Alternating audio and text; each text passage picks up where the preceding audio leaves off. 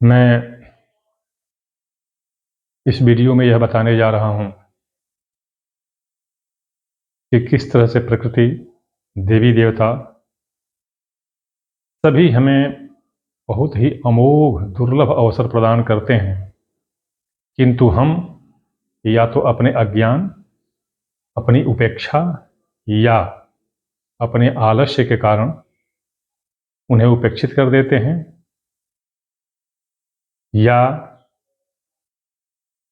जानबूझकर छोड़ देते हैं।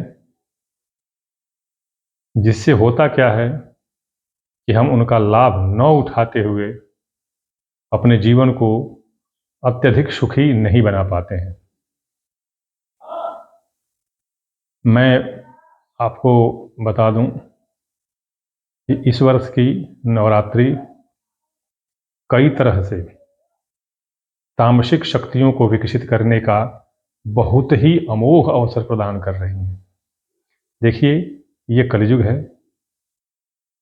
इसमें तामसिक शक्तियों में लक्ष्मी साधना भी आती है, अर्थात धन उपार्जन करना। सतयुग, त्रेता आदि में धर्म उपार्जन करना जो था वही वैष्णवी शक्ति कहलाती थी, सत्य शक्ति कहलाती थी। किंतु आज पर्यावरण के अनुसार, परिस्थिति के अनुसार, समय के अनुसार जो उस युग की तामसिक शक्तियां हैं, आज की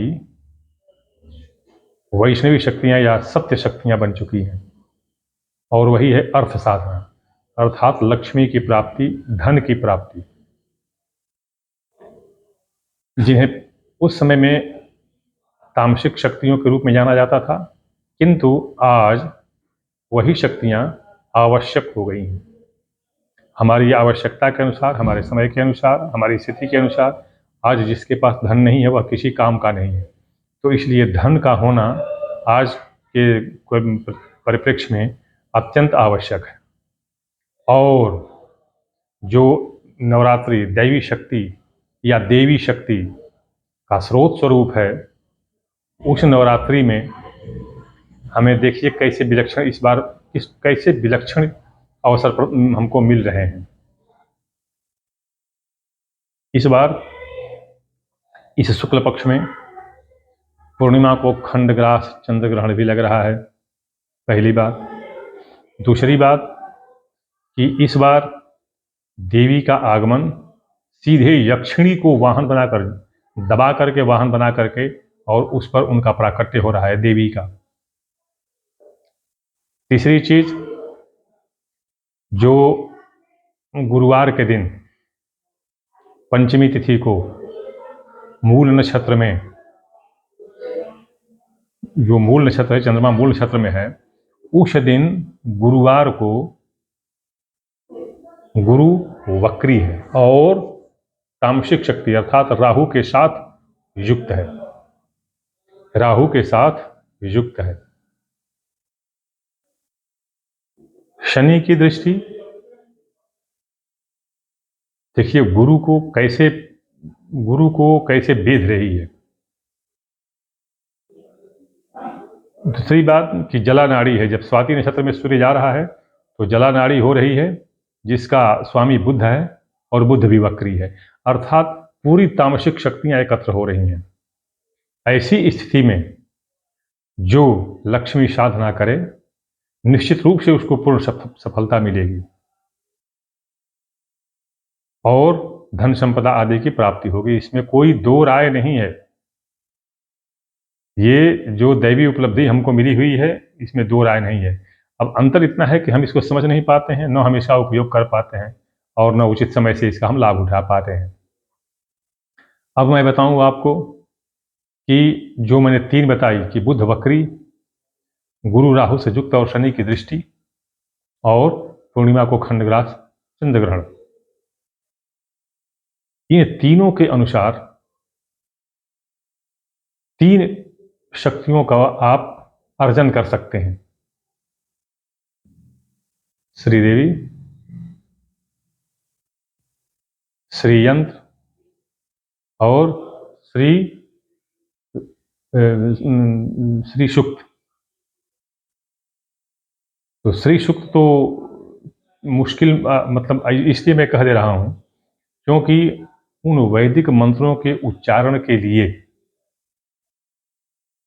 मेरी समझ से तो कोई नहीं कर सकता। रट लेने मात्र से उनके उच्चारण का स्थल निर्धारित नहीं हो पाता है। अकुह विसर्जनीयानाम कंठः, जैसे अ हो और पूरा कवर्ग अकुह, पूरा कवर्ग क ख ग घ ङ, और अकुह ह और विसर्ग, अकुह विसर्जनीयानाम कंठः, इन सबका उच्चारण कंठ से होना चाहिए। ईचु यशानाम तालुः, ई पूरा चवर्ग य और श, इन सब का उच्चारण तालु से होना चाहिए। अब सोच लीजिए आप कि इन वर्णों के उच्चारण का स्थल क्या आप वैदिक मंत्रों के उच्चारण में कर सकते हैं? अनुस्वार, जिसमें एक अनुस्वार और गुण आ जाता है, उच्चारण कर सकते हैं आप? आपको उच्चारण का स्थल ही नहीं मालूम, आभ्यंतर बाह्य प्रयत्न, नाद उत्पादन, जब सब मालूम ही नहीं है तो आप वैदिक मंत्रों का उच्चारण, उनकी सिद्धि से क्या अपेक्षा कर सकते हैं? अस्तु, यह सब सतयुग और त्रेता आदि युगों के लिए संभव था, जब धर्माचार्यों के पास जा करके लोग बहुत काल बिता करके और कहीं जंगल और एकांत या निर्जन स्थान में रह करके इनकी साधना करते थे और अपने गुरु से समय समय पर उसका मार्गदर्शन पाते थे। तो यह तो कठिन ही नहीं बल्कि मेरी समझ से वर्तमान समय में ना एकदम बिल्कुल असंभव है। अब आते हैं श्री विद्या। श्री विद्या जो है, श्रीदेवी जो है, इसमें वैदिक मंत्रों का विशेष कोई अर्थ मतलब उपयोग नहीं रह जाता है, क्योंकि इसमें विग्रह पूजा होती है और बीज मंत्र, इसमें बीज मंत्र ज़्यादा प्रयुक्त होते हैं और बीज मंत्र एक एक वर्ण से बनते हैं, जिनके उच्चारण को आप एक दो बार के प्रयत्न से जान सकते हैं। जैसे मान लीजिए अ के ऊपर बिंदी है, होता है ना राम रीम रूम, तो ऐसे ही मान लीजिए जितने व्यंजन हैं, व्यंजन क से लेकर के और ज्ञ तक, तो जितने व्यंजन है और उन पर अनुस्वार लगता है तो वह अंत में म कहलाता है, जैसा कम। लेकिन जितने स्वर हैं उसके ऊपर बिंदी लगती है ऊपर, तो वो अनुस्वार वो जो है अंग हो जाते हैं, अंग, जैसे अंग, लेकिन कम, क के साथ में कम, अंग कम। तो ये तो चूंकि एक एक वर्ण के हैं इसलिए, और एक में मुश्किल से 4 या 5 बीज मंत्र होते हैं, तो इनका कोई बहुत बड़ा ये नहीं है। इसमें विग्रह पूजा होती है और यह थोड़ा साधना करने में आसान रहता है, किंतु इसमें व्यय ज़्यादा हो जाता है, व्यय ज़्यादा हो जाता है। सामान थोड़ा जो है खरीदने पड़ते हैं, तो जैसे मान लीजिए किसी में श्री पुष्प हो गया, अब श्री पुष्प तो सह्याद्री पर्वत की चोटियों पर जहाँ टिक के जंगल होंगे वहाँ पर मिलेगा, वो भी हर समय नहीं मिल पाता है, तो वहाँ के लोग कुछ उनको इकट्ठा करके रखते हैं और बेचते हैं। तो वहाँ पर जा करके, जैसा कि मैं गया था, वहाँ पर अगर जाएंगे तो 3000 रुपये में 2 दे देंगे, वहाँ पर जाएंगे तो। अब आप अगर मंगाते हैं तो कितना ज़्यादा में, जैसे है वहाँ पर एक वैशाली पिल्लई नाम के एक हैं, वो पति पत्नी, वो लोग ये इकट्ठा करते हैं, पता जिसको नोट करना है नोट कर लें। Vaishali Pillai, A67 mountain avenue, Vijayanagar, Andhra Pradesh. Mobile number भी उनका नोट कर सकते हैं, 9451563257। चाहे कोई तो मंगा सकता है वहाँ से।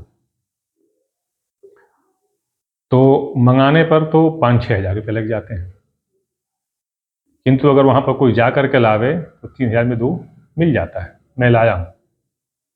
तो अब ये कहने का तात्पर्य कि इसकी साधना तो आसान, लेकिन खर्च ज़्यादा पड़ जाता है।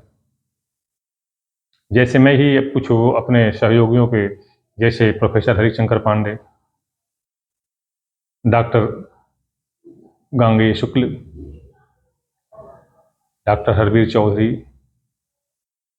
प्रोफेसर हरिराम शुक्ला, ये जो हमारे जो सहयोगी, ये लोग क्या हैं, कोई ललिता महाविद्यालय वाराणसी, संस्कृत विद्यालय वाराणसी का प्राचार्य है, तो कोई बजरंग महाविद्यालय का प्राचार्य है, तो कोई ऐसे जो शिक्षक हैं, उन्हीं लोगों का मैं सहयोग लेता हूँ, क्योंकि वो शिक्षक हैं, उनको बराबर पढ़ाते और व्याकरण, नव्य इत्यादि का अच्छा ज्ञान है, और वो लोग पढ़े लिखे हैं, वो लोग वास्तव में डिग्री लिए हुए हैं, तो इसलिए मैं उनका सहयोग। अब उनसे क्या है, उनसे विविध तरीका से तैयार कराने में उनकी दक्षिणा लेते देते ही मुझे 11-12 हज़ार रुपये लग जाते हैं, क्योंकि वो इस विद्यालय छोड़ करके ये काम करेंगे, तो अब ये महंगा पड़ जाता है।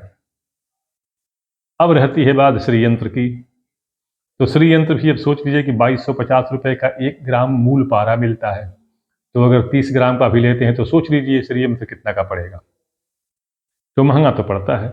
अस्तु जो भी हो, जो समर्थ होगा, जिसको इतनी क्षमता, इच्छा, रुचि और उत्सुकता होगी, वह खरीद करके अपना करेगा इसकी श्री यंत्र को खरीदेगा, पारद शिवलिंग को खरीदेगा आपने। मैं यह बताया इसलिए कि ये 3 अमोघ अवसर इस नवरात्रि में प्राप्त हो रहे हैं, और हम बराबर, यही नवरात्रि नहीं, प्रत्येक नवरात्रि में कुछ न कुछ एक विचित्र चीज आती है जो अति बहुमूल्य होती है, और हम उसको उपेक्षित कर देते हैं, अज्ञानता में छोड़ देते हैं, आलस्य में छोड़ देते हैं, और फिर वह समय गुजर जाता है और फिर हम रह जाते हैं। अन्यथा देवी देवताओं ने, प्रकृति ने हमारे जीवन में ऐसे अनेक अवसर भर दिए हैं कि यदि हम उनका लाभ उठाएं तो निश्चित रूप से हमें अक्षुण्ण धन इत्यादि प्राप्त हो सकता है। तो जिसको इच्छा हो या आवश्यकता हो, समर्थ हो, तो वह इन तीनों की साधना करे।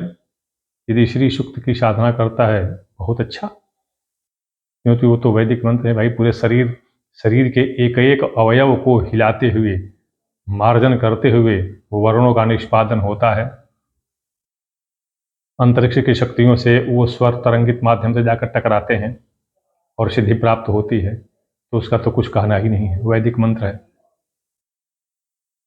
श्री देवी का भी बता दिया कि यह आसान है, खर्चीला है। श्री यंत्र का भी बता दिया कि इसमें तो कोई है ही नहीं, कोई मतलब कोई मंत्र जंत्र की विशेष आवश्यकता है नहीं, किंतु यह बहुत महंगा है। तो अब आप देख लें, और यदि आप सक्षम हैं, इच्छुक हैं, तो आप इसका लाभ उठाएं। दूसरी बात मैं बराबर कह दिया हूं, मेरे पीछे की वीडियो देखें, मैं बराबर अपना व्हाट्सएप नंबर देता हूं। आपको अगर कोई समस्या है तो आप मुझे संदेश दे सकते हैं, ज्ञानार्जन के लिए नहीं, तर्क वितर्क के लिए नहीं, कोई समस्या हो तब, अन्यथा मुझे कोई संदेश न भेजें। यह मैं आपको आपके लाभ के लिए वीडियो बनाया हूँ। अगर आपको अच्छा लगे तो ठीक है, नहीं अच्छा लगे तो उपेक्षित कर दीजिए। मेरे जैसे पता नहीं कितने हजार लाख में वीडियो बनते होंगे, पंडित जी लोग बनाते होंगे, आप उन्हें देखिए, हमें कोई दिक्कत नहीं है। हमें कोई व्यापार नहीं चलाना है, न मेरे पास कोई दुकान है, न आश्रम है, न संगठन है, न विद्यालय है, न कोई सहयोगी है, न कोई ग्रुप है, न कोई कंपनी है, कुछ नहीं है। मैं एक फौज से रिटायर्ड किसान आदमी हूँ, बस अपना काम धाम कर रहा हूँ। किंतु चूंकि मैंने ये विद्या ग्रहण की है, इसलिए मैं जनमानस की भलाई के लिए और आम जनता के हित के लिए यह बता रहा हूँ कि इन अवसरों का लाभ उठाए। खंडग्रास चंद्र ग्रहण, गुरु का चंद्र नक्षत्र में जाकर के वक्री हो जाना, जो नाड़ी है जला नाड़ी, उसका स्वामी बुध उसका वक्री हो जाना, गुरु का राहु के साथ संयुक्त हो जाना, और शनि की पूर्ण दृष्टि, विशेष पूर्ण दृष्टि, ये सब तामसिक शक्तियों की सिद्धि में सहायता देने वाली हैं, और इससे आप लाभ उठा सकते हैं। तामसिक शक्तियों में यही आती है, मुकदमा में विजय, शत्रु का संहार और धन का आगमन, इन तीनों का होता है। तो इन तीनों की साधना कीजिए और अवश्य आपकी मनोकामना पूरी होगी, अवश्य आप सफल होंगे। अगले वीडियो की प्रतीक्षा करें, मैं कुछ और प्रसंग के साथ आऊँगा।